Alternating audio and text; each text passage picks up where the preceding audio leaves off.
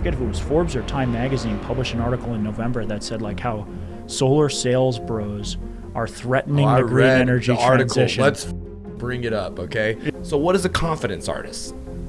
Is that a con artist? Is solar a con?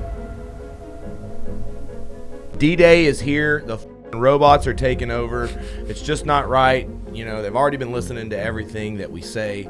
We're over there talking about, you know, wanting to go hunting and fishing. Next thing we know, we walk into Facebook and we're getting served ads. AI's been selling you shit already. And what I think is about to happen is AI is getting into my space. I always say AI is not taking over roofing. Well, it has begun. Let's just say that technology is the biggest gangster in the room. And today, won't believe it, I got Michael Jordan's son. Now, listen here, just hang in there with me. I just started using this new technology. It's completely changed the way we sell, and it has scared the shit out of me because I may get replaced by this incredible tool, and it brings me to the question, are robots going to replace salespeople in sales? And I got a legend's son, Michael Jordan's son, in the house. Joe Jordan, how you doing, bud? Doing great. CEO of Cero. Yes, sir. Cero is out there, man. You were sponsoring Andy Elliott's event. That's how I heard about you guys. Victor from Rocket Eggs. Yep. You're new on the scene, man. Joe, were you always a tech guy like Zuckerberg? Cero hooked up our audience. They hooked me up with an insane referral program. I'm going to pass it along to you. Anybody that responds to this ad, you're going to get a 15% off. Look, man, this stuff is going to pay for itself with one account, one deal, one roof, and it could triple your sales in the next year. It's definitely going to help me a lot, and I'm going to share those results in the journey. We're just getting started, but we're going to leave a link in the comments so that you can access our Skydiamond University Real Roofing discount. And these guys have elected to sponsor my Blue Collar American Dream Conference. They're the biggest sponsor of the event. So they're going to be at all of our masterminds. They're going to be at our big event this December. You know, we do it different. We don't just do personal development and sales training. We got cage fights, and we're all like in this fight to overcome objection and obscurity. And I'll tell you what, success leaves clues. It's easier when you train with the best. Cero lets you train with the best. And if you click the link in the comments, you can get immediate access to it. So I wasn't always a tech guy. I got started in sales, actually. So I got started selling Cutco knives to moms. Oh, no shit. Yeah, I didn't expect to like it. The MILFs are my favorite to sell. There were a couple of interesting situations I had in the house. Especially a tall, good-looking young man walking in there selling some stuff in the kitchen. Well, it turned out to be pretty good at it. What kind of weird situations? Let's get into that. So there was one interesting one where I sold the lady a galley set. It was like $700 or $800 knife set. Galley. And she was looking for the gigolo galley. It's like the fourth biggest set out of the 10 sets, and she tried to set me up with her daughter after that. So that was fun. Oh, nice, dude. I might have took her up on that. Did you swipe right? No, just trying to get the sales out. Okay, that was it. You agreed to it? You were like, yeah? You were down with it? I mean, I forget what ended up happening. I was like, yeah. And then I walked out, with the contract, and then it was a done deal. Okay, so you are a boss. Dude, a door-to-door boss. I mean, I was number 2 in the office out of 80. And shit. When I came back the next summer as a manager, I was top 10 in the nation out of 500 managers. Dude, you think Cutco is a joke, but it's a fucking legendary system, man.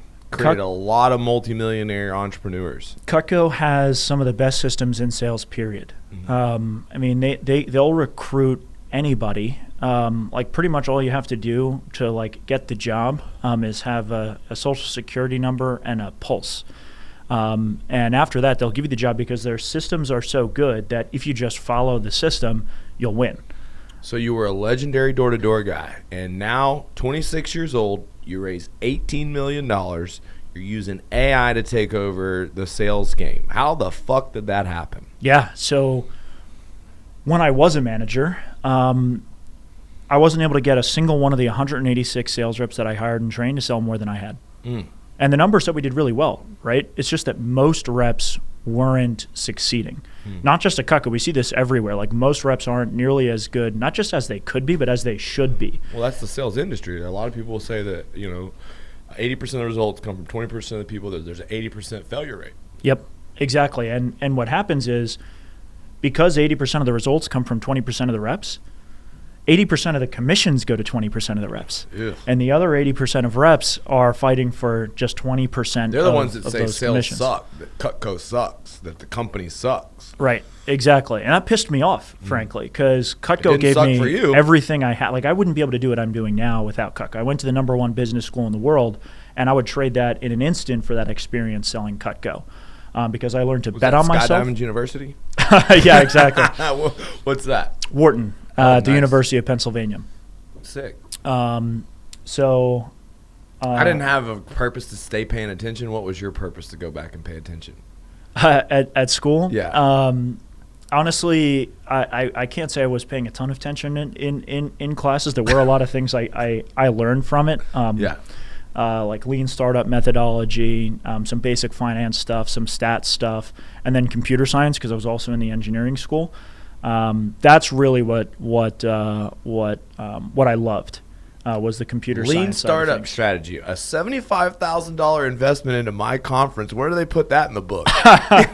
Well, the lean startup methodology is more about how you learn when you're building product. It's like, I hey, love have a it. hypothesis, test it, so on and so forth. But basically, the idea for it came from, like, if you do just follow the system and do what the top reps are doing, you'll get the results that the top reps are getting. So when you're seeing reps that aren't getting results, I'm a strong believer in that. yeah, Success leaves clues, guys. You don't have to fucking invent it.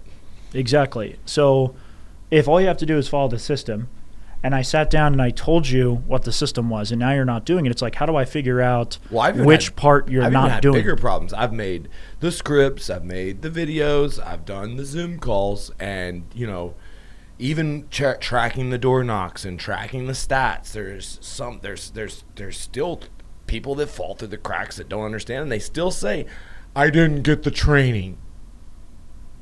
Right. They do. They literally do. Right. And so initially, what we set up Cero to do was just basically record the conversations, transcribe them, and bookmark the key steps in your process. Okay, so now we're getting into some tricky territory here. Yeah. All right, because all door-to-door guys, they may be making some crazy claims out there, and you're recording everything. And, that could be if you're doing things like promising tax credits when you shouldn't, or over-promising when you're under-delivering. It's not good.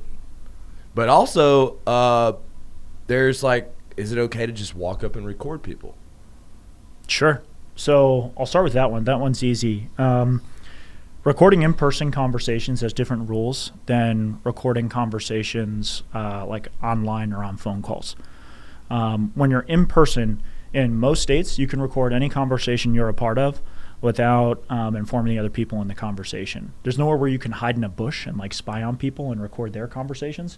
Well, with in-person, there's a safety component, right? So in most states, 39 out of the 50, you're allowed to record any conversation you're a part of. And the other 11, you just have to let the customer know that you're recording, and they're continuing the conversation is like the implied consent to the recording. And what we found is, since there are so many people just making shit up when they're on the doors or in the home, a lot of times customers actually feel more comfortable when you're, hey, by the way, recording the conversation for quality. I'm part and with the move on. state. I'm a part of this program where we're doing free solar. Yeah, it's completely free. No cost to you. Exactly. I can't tell you how many freaking doors I've shadowed people in the solar industry, and the first thing we have to do is overcome some bullshit misconception that a bad rep who knocked the door beforehand gave the homeowner. And now we're in a situation where I forget if it was Forbes or Time Magazine published an article in November that said like how solar sales bros are threatening the green energy transition. Let's fucking bring it up, okay? Yeah. This is a great subject because sitting in that chair, it was, I don't know how many years ago, 5 years ago, Taylor McCarthy said he had never created any content on YouTube, on Instagram. This content went viral between us. He taught me a lot about hardcore door-to-door from the solar perspective, introduced me to the solar game. Yep. And we were partnered in a university. He went off and did his own thing. But the reality is like Taylor was mentioned many times. And there's this idea that sales is a transfer of confidence. So what is a confidence artist? Is that a con artist?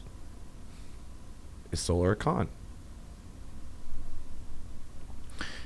I mean, like, it's definitely not. But there are a lot of reps who make it seem like it because of the way they sell it. And the crazy thing is, like, solar makes so much sense. You don't need to make shit up to sell solar. But it's reps who lack the basic skills, who are trying to make ends meet, who are desperate and start making shit up. All's fair in love and war and getting your foot in the door. So, like, on the doors, the approach to get in, you know, I've always sort of been like the guy that would tell them whatever it took to get my foot in the door. Not necessarily a lie, but do whatever I could. Like, they give me a hard time in my business. I say metal roof, same price as shingles. And the shingle roofs, you have to replace 3 times for every one metal roof. Metal roofs are usually twice the cost of shingle roofs, but over long term, they're cheaper. And you save money on your insurance, and the whole presentation, we show you how they're cheaper. And they're like, you're lying. You're an asshole. No, the metal roofs are cheaper than shingles. I mean, there's a difference between, like, hustling your ass off and saying things that are straight up not true. Right. People who are, like, getting themselves in trouble aren't getting in trouble for using, like, clever analogies. They're getting in trouble because they're making things up, like saying the government is going to give you straight up cash out of, like, their pocket to go solar. Yeah.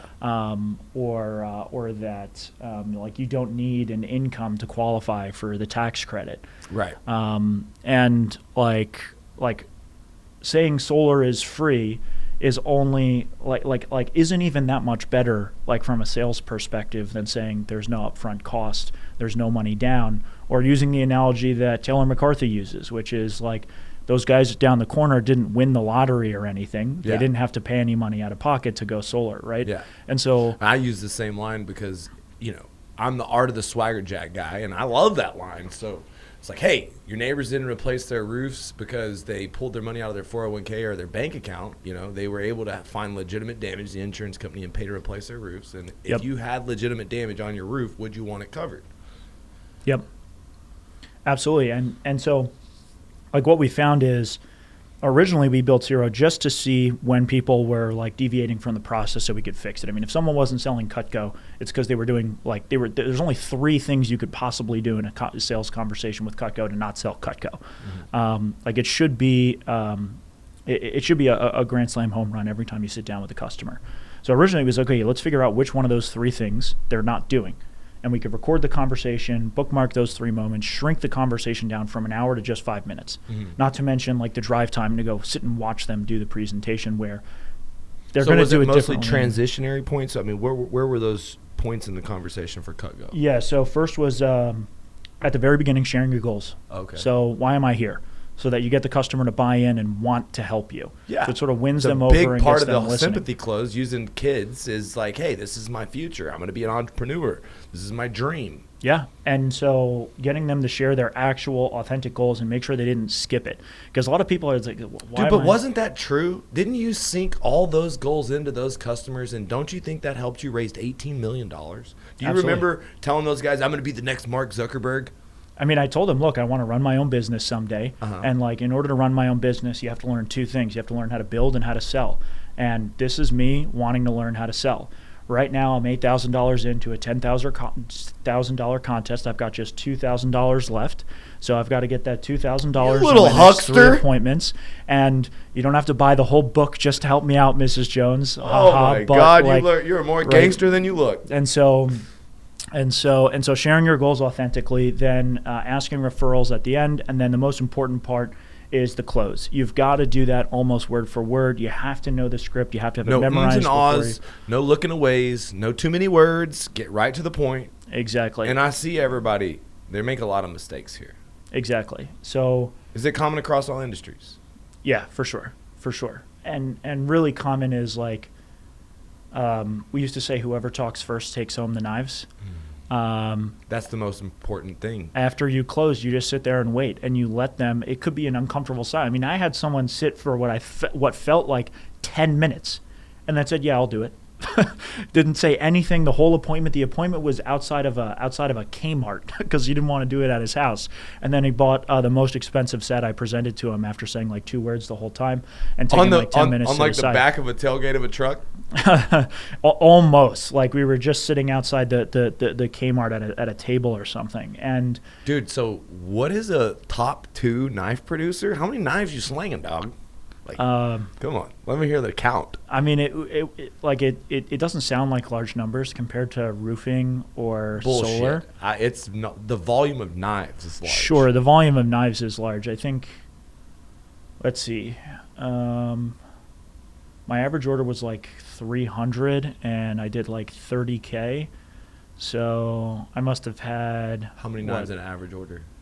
An average order is probably 3 or 4 knives. It's about $100 a knife. $100 a knife and 30 grand worth of knives. So what is that? It's about 300 knives. Yeah. 300 knives a month. 300 knives over 3 months. So like 100 knives a month. 100 knives a month, and 100 knives a month pays you what kind of income? I wasn't I mean, it was good for a college student at the time. I think I made like 5K my first summer, and then second summer made like between 20 and 30. Now, what were the skills worth that you learned? I like looking back, I would have paid 5K to do that, to get those skills. Because like how much money has those skills made you? I mean, now, like on paper, I'm a millionaire by 25, and you raised $16 million. We raised $18 million last year. You think any of the communication skills you learned going door to door helped you?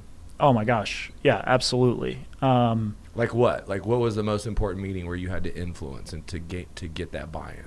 I mean, walk me through that, like those moments, because I think a lot of people think about those things, and you know those pitches, these Shark Tank, you watch it. We're roofers; they're kind of probably interested. Like what did it look like? What was the room like? Yeah, so I mean, the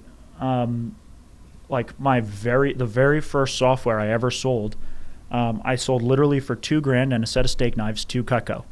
And I just took the exact Cutco pitch and I translated it to that software and I sold it. And it was like, okay, I can do this. And so you built a software for internal Cutco. The Cutco was your first customer. I built 2, actually. Okay. That was the first one. And then they bought it?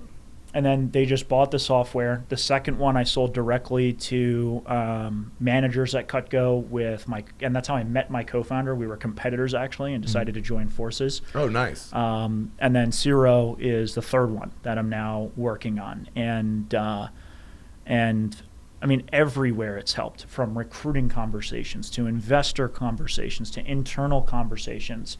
To every single sales conversation I had selling Cero. I mean, I sold the first $1 million of business here, and that took hundreds and hundreds of conversations.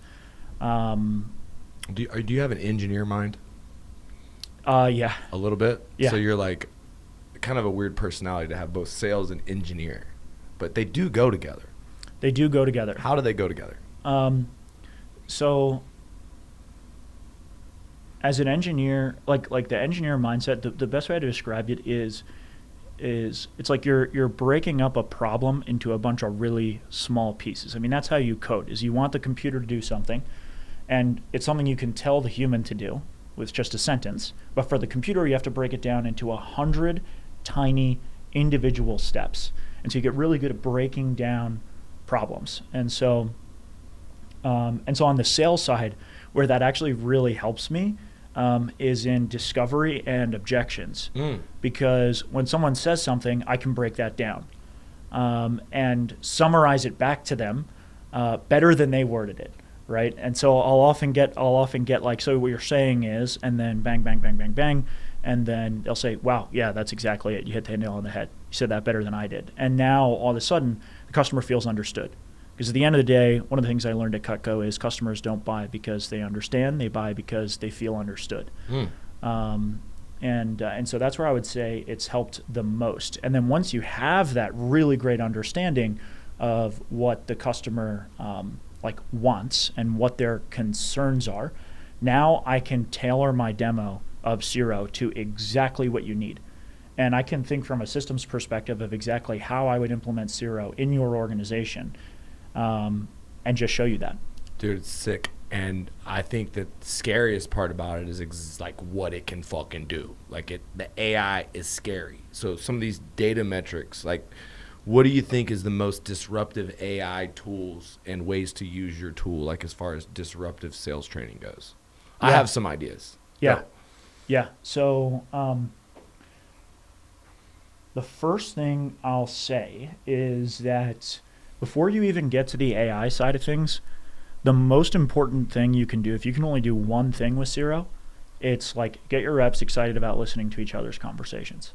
Because when we look at the data, right, Cero records, transcribes, analyzes the conversations to find the good stuff and the bad stuff. When we look at the data, the companies where the reps are listening the most, regardless of what the managers are doing, are getting the best results in terms of sales productivity improvements from Cero. How do they get them to do that? I have some ideas. Of course, recognize them. Of course, punish them if they don't do it. But it's this culture of personal development. How do the top door-to-door sales organizations force that environmental learning or harbor that environmental learning or create that learning environment? Yeah. So you do it with help. And you use your top reps, who everyone already looks up to spearhead the change. Because we as managers, like, we all know what it's like to tell someone to do something a million times, and then sometimes they straight up don't believe us that that's what's going to get them the results. Sometimes they kind of believe us, but they don't know how, or they don't feel like it matches their style. But the moment they hear a top rep doing something to crush them in the leaderboard. Dude, that's fucking scary to me, because a top rep in a market, even though I'm a legend and I'm a great sales trainer, a top rep in Albuquerque, New Mexico that's keen to those exact objections and success in that market is a much better trainer for that market than Leehaight's training. It's crazy. I mean, when I was a manager, I spent 3 or 4 days back in the field, and I think I outsold like most of my top reps who had 18 days, and I think in 3 or 4 days I outsold them in like a contest period. But coming back from that, I was a much better trainer, because everyone was like, oh shit, this guy actually knows what he's talking about. The stuff he's telling us to do works. It wasn't like I was saying anything different in the trainings. No, you had to go on. It's just like when you walked in the room, people probably look at you as this guy that's just, this tech guy comes in here and are we going to have a fun podcast? And then you come out a fire-breathing dragon with this sales shit. You know what I'm saying? Like, people don't know what to think. I would say, like, this Chat GPT inside of the system, basically feeding the data to an AI engine where all these objections, all these objection handlers, all of my training, everything that I've ever done in anything on YouTube is fed into one AI intelligence. And then when the sales rep has a question, they're able to go to that one place. And I don't know if it's integrated with Chat GPT within the app, but just having all the conversations and feeding the tool, I haven't really got in to use that function, but I can see that as a very disruptive tool, because that's essentially a digital version of me that completely honestly replaces me as a, hey Lee, what do I do here? That's pretty disruptive. Yeah, so that's one of the really cool things that we're excited about with Cero. It's called Cero GPT. Right in the app, you basically ask any question and it will answer like whoever's training content it's trained on. So like Leehaight, for example. But honestly, one of the things we found is like it was actually pretty straightforward to figure out where a rep is going wrong. Like you can just look at what steps in the process they're doing and which ones they're not doing. Yeah, to me, this is the coolest part of the software. And being able to look at how much control, where the conversation fell off, and then go specifically inside those conversations. Yeah. That to me is the most disruptive data metric. Are they talking too fast? Is their tonality off? Are they talking too much? Did they give up when not interested, like came up, or did they like just loop back to all this stuff? But actually what we found is like, if all you do is expose that to a manager and let the manager go in and like leave comments trying to coach people, reps don't change their behavior. All the analytics in the world don't matter if you can't get reps to change their behavior. And so this is one of the hypotheses we had that was invalidated, is like all you have to do is make the manager smarter and save them time and tell them exactly where the problems are. Do you want to know what I think social engineering is on this? Sure. Okay, just so that I can tell you what I think. Because I'll just share what I think, okay? Yeah. Because people want to be recognized more than anything else. Yep. So when you are able to take content, take game tape, demonstrate. See, when you came back to the Cutco team, you were the Viking that brought back the heads, baby. Yep. All the other Vikings were like, oh my God, that is the biggest killer in the room. Everybody give him a beer, give him some meat. But the reality is people have to see the heads held up to respect you. And whenever you capture it on content, you capture the game tape, there's no disputing.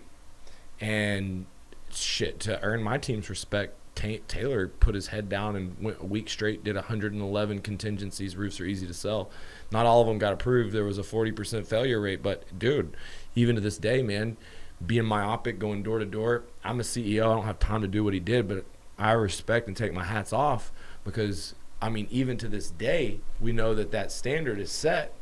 So, you know, the reality is that gamifying it is where you can really, you know, turn it up. And whenever you start treating them like they're Kobe Bryant's and they're Kevin Durant's, like we have something called the National Roofing League. And, you know, we're gamifying the activity level inside the CRM, but, you know, giving points for Cero conversation, rewards and bonuses is a way that we can tie in, you know, getting our guys to use it. Because that's what they really want. Winning a prize is cool. Okay, they go on a trip to Puerto Rico this month. That's the prize. But it's really about, okay, we're going to create content together in Puerto Rico. We're going to all be there. You're going to spend time with me individually. You're going to get featured on my YouTube and Instagram. Everyone's going to know that you're a legend. And then you're going to come back, and then everyone's going to look at you differently. And isn't it funny the way that the social media just kind of amplifies everything? Because the game tape content, not only is it viral to everyone, it's the most viral content that I got, but it recruits reps. Hey, you want to learn from the best. It trains reps. Hey, guys, look what I'm doing. This really works. That's the other part. It motivates the reps. Dude, Lee was able to go out there and only on 50 doors secure 3 deals. It's not that fucking hard. Yep. And so it really takes it this weird concept because their biggest problem, the sales guys and sales leaders, Taylor's great as a salesman, but he struggles sometimes to invest time in building a team because it's a longer game. It's harder. Yep. He's a really good guy, great sales guy.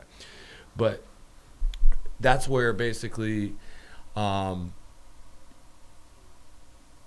whenever you're able to go out there and go door to door, you think, why am I going to invest in a team that's going to let me down when I can make so much on my own?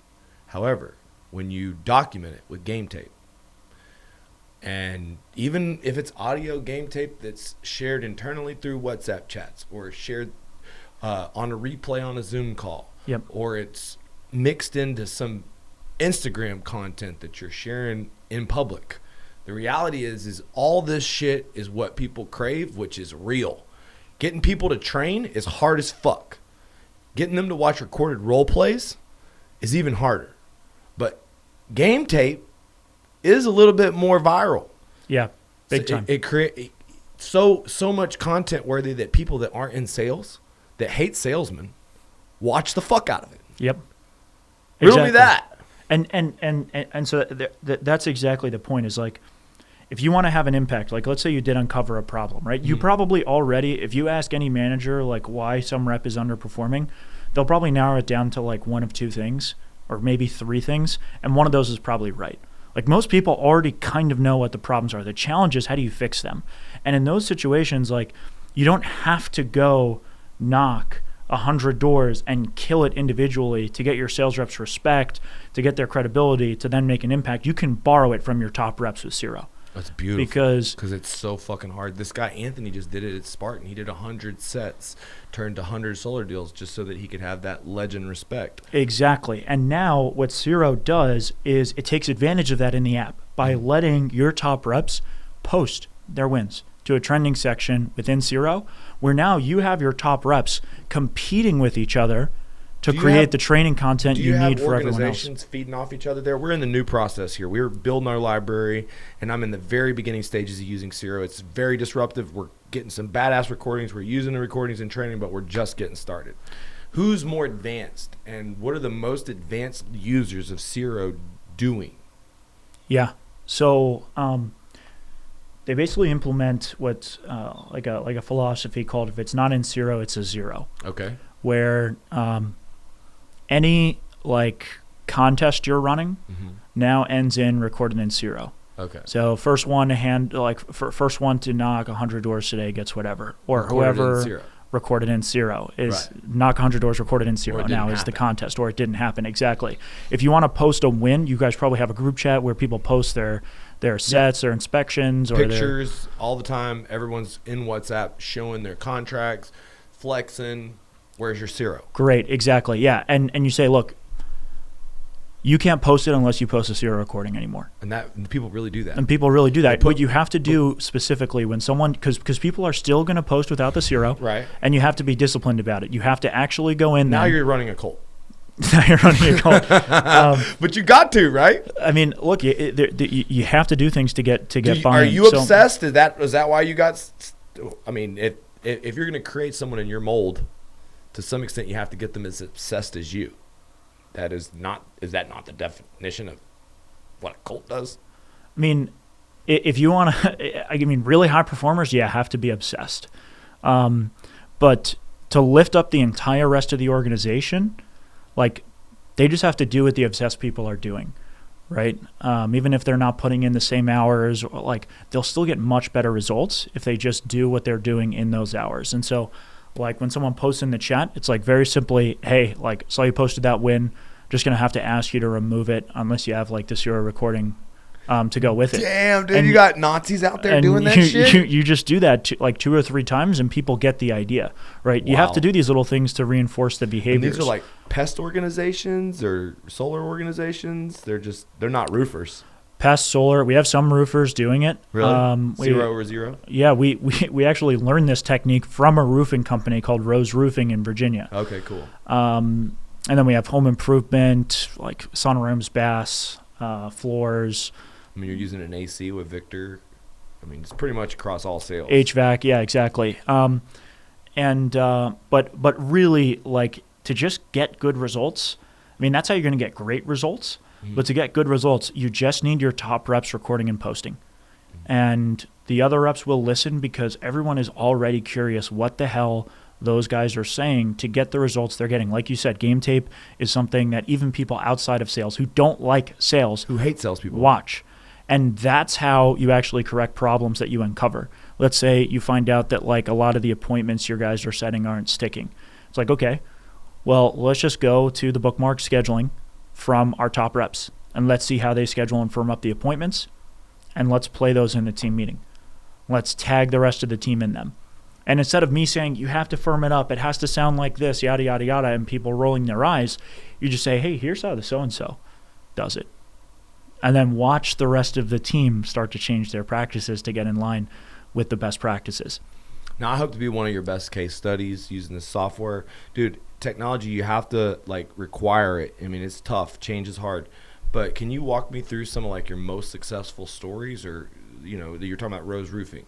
You know, can you walk me through a little bit of their case study a little bit? Yeah, so Rose Roofing, I think, tripled their business in their first year on Cero. Wow. After having like several years basically it's all flat. Sales training, guys. We're a sales organization. If you're watching this, we're going to level up your sales. But, dude, you don't realize what just proper sales training can do for your business. They're a door-to-door company, right?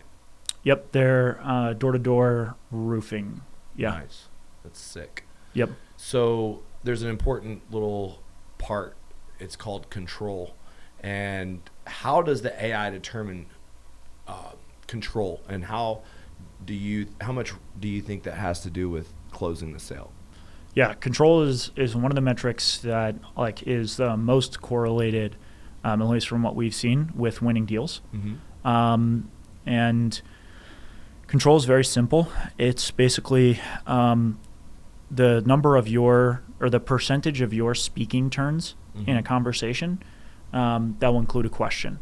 Because what we've found, especially in the home, not as much on the doors, but especially in the home. Yeah, you're dictating what to do on the doors. And then once you get in, it's all based on asking good questions after everything that you say. Exactly, because otherwise, like, the conversation can go off the rails, especially with new reps. They'll get bullied into going out of order. And once you go out of order, like you basically, like the order's there for a reason, right? And so one of the ways that we found you can control the conversation is through questions. Like you dictate where it goes next by asking a question. You don't have to say, no, it has to be in this order. No, I'm doing this part. Like, no, you just ask a question to get back on track, and then you move on. And so control is one of the things that Cero will track. We can also track things like your talking speed, how many questions you're asking, how interactive you're being, so how much like back and forth you're getting from the customer. If you're talking too long at any one point, we have a metric called like longest customer story, which helps you identify if you're actually getting the customer to open up. And so you can sort of track all these things, and we'll let you know which ones are on base and which ones are off base. And then if you're off base, you just go and hear how the top reps who are on base are doing it. Sick, bro. So do you see AI taking over sales positions? AI is definitely going to start infecting like every aspect of what we do as salespeople. Infecting. Infecting, yeah, maybe it's a poor choice of words, but no, it's a great choice of words. It's like a virus. I mean, yeah, because look, the companies that are using it are getting crazy results. I mean, Rose Roofing is just one example. I mean, almost every company we look at, the guys on Cero are selling anywhere between 30 and 50% more than everyone else. I mean, we did a study with a pest control company where over the course of the summer, the high activity Cero users sold 56% more over the course of that summer than the people who weren't on Cero. The results speak for themselves. And so we are going to get to a point where because people are getting those results, everyone is using it. But I think your question was more about whether AI will replace salespeople. Yeah, will AI replace salespeople? If it does, it won't be anytime soon. One of the things we're seeing, like everyone's been like, oh, AI is going to come for your job. AI is going to replace this. AI is going to replace that. Whose job's been taken? Nobody's job's been taken. Copywriters. What we're seeing is even copywriters, right? You still have someone who has to prompt the. Oh, I pay a copywriter to make my shit. I'll write my shit, put it into AI, then send it to a copywriter to actually make it humanized again. Exactly. So the role just changes, and that copywriter now can take way more clients. Yeah. Because he's much more productive than he was. Same thing with engineering, right? Like there's been all, is AI coming for software engineers because like it can write code? No, it just makes the existing engineers much more productive. What we're seeing on your toes. I mean, because these apps can be duplicated and grown. Like, don't you? And doesn't it make it easier? It does make it easier. It does make it easier because I mean, there's been studies on this. Like engineers who are using things like Copilot, which is sort of like ChatGPT inside your like coding editor. So it like will auto-complete things. You tell it to write a function. It will like write some code for you, things like that. And people using that, engineers using that are like 30% more productive than everyone else, right? And so what we're seeing is it's more that humans plus AI are winning. All right, let's go through the stages of AI taking over humans. First year, in the next 12 to 24 months, what jobs are the most at risk? I still don't know if any jobs are really at risk in the next 12 to 24 months. But I will say that where AI is having an impact is in the exact opposite order that everyone thought. So everyone thought first that it was going to be like manual labor, then knowledge work, then creative work. So like the guy in the factory goes first, then like the lawyer sitting at the desk like goes next, and then the artist who is doing something really creative that like is hard for an AI to understand goes last. Now it's looking like it will go in the opposite order. The graphic designer in the video company. I mean, I know that Tyler Perry he canceled like an $800 million deal because of the technology that allows you to build out video. And you've got, of course, graphic design, pixel design, copywriting. Then you got lawyers which I obviously still use a lawyer, but I find myself chat GPT and agreements, sending them to my lawyer to then make them better. And then sometimes for stuff that I don't need a lawyer, now it just makes it easier. Did a bunch of NDAs, did a bunch of stuff. I mean, you're just today, but it's constantly something to where it's saving me time and money without using a lawyer. But seems to be a little bit of, job security or more emphasis on the blue collar or trades or guy at the end. How can that guy become more valuable by learning AI? Yeah. So if you consider sales blue collar, then just use Cero. But not necessarily sales, but I consider door to door, getting out of your truck, working on commission, going on blitzes, living in a house full of freaking, guys that are out there to make, to me, there's an entrepreneur spirit about that. It kind of exists beyond blue collar. But if you look at the average income of a door to door guy, I mean, what are you talking about? 80 grand, 100 grand? I mean, you can't be talking about the $1 million results that we see from the leaders. Right. So, that is pretty middle income and that is pretty blue collar. And honestly, I believe that at the bottom level, that if you're just working with your hands, that's more in poverty than it is sort of the middle class, because things cost so fucking much now. If you're making 30 to 50 grand, to me, that's poverty levels. Well, what's crazy is I'm pretty sure the median income is 55 grand or something in the U.S. Of course, different places cost different things. Here's probably pretty expensive. Where I am, New York is one of the most expensive places to live in the world, let alone the U.S. Money goes different lengths in different places, but what we see is especially in sales, you have that 80-20 rule, right, where you have some of those people literally going out making 7 figures. I saw an 18-year-old at Door to Door Con this year win a Golden Door Award, probably earning high 6 figures just out of high school, no college degree. Well, how does he do that, right? And then you have a bunch of other people who, forget the guys who are making 80, 100 grand going door to door. What about the people who are making so little that they quit?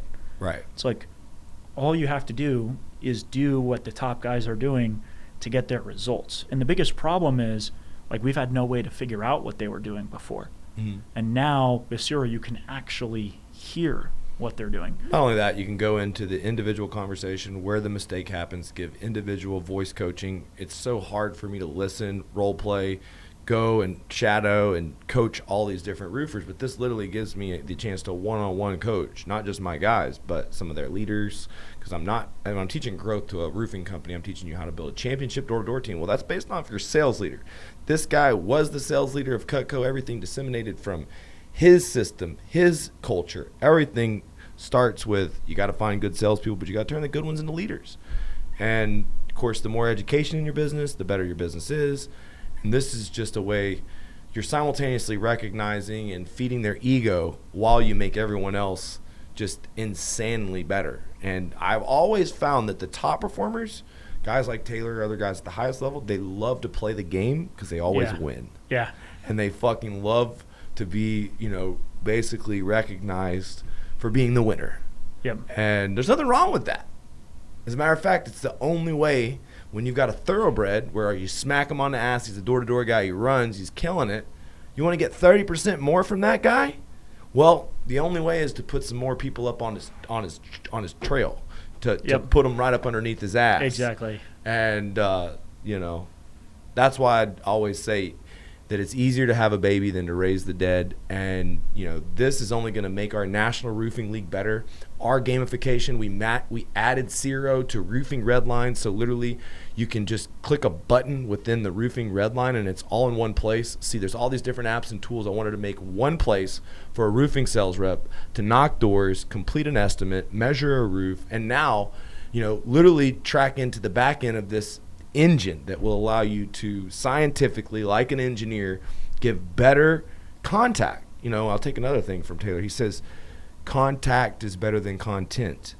Well, contact means I got to get in the car with you, go to turf with you, listen to your pitches, listen to the bad pitches. Hell, while we're out in the field, I don't have time to let somebody not get closed. If I'm there, I'm probably going to interrupt your ass and fucking sell it, and you can listen. And I'm not even going to get a chance to hear you fuck up.